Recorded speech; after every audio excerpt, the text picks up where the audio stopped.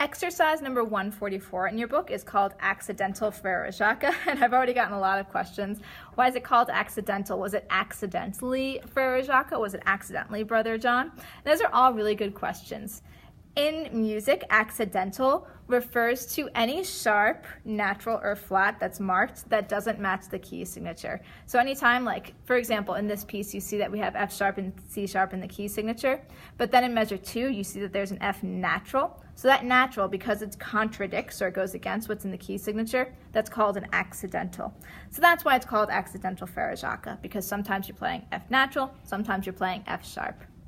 Now, usually in this piece, what I would ask you to do is to practice it first, and then we'll play it together. But this time I'm actually going to play it for you first, because I want to have a good idea in your head of what this is supposed to sound like. It's not going to be like you expect. 1, 2, ready, go.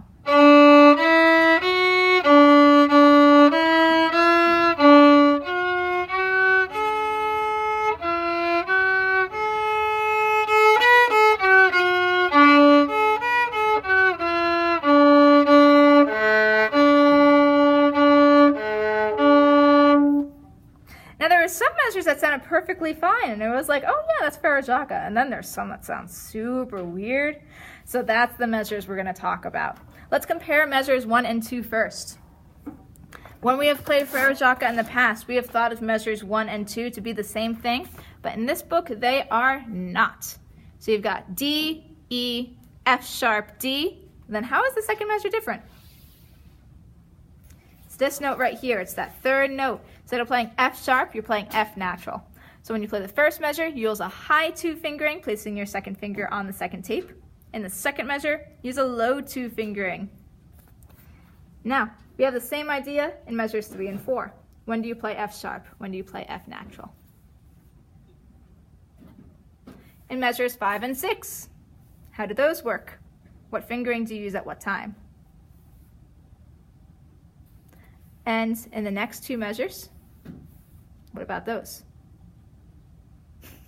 Actually, in the last 2 measures, there aren't any differences. They're the same thing 2 times. So that's the only 2 times that you play the same thing twice. Okay, now we know that this is allegro. It's going to be a little bit faster, just like we played it at the first concert.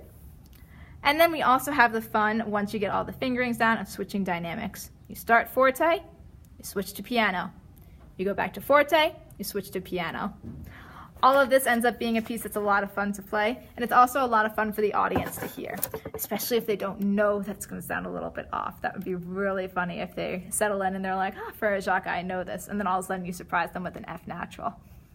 I'll play it with you guys one more time. Of course, take the time to practice this and make sure that you have all those F naturals in the right places before you try playing it with me.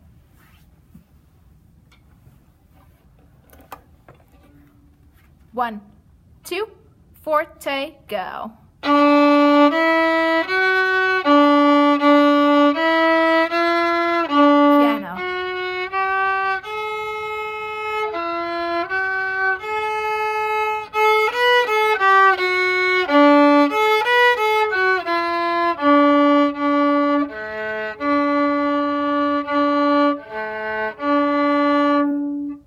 I cannot wait to play that one in the concert. That's going to be so much fun.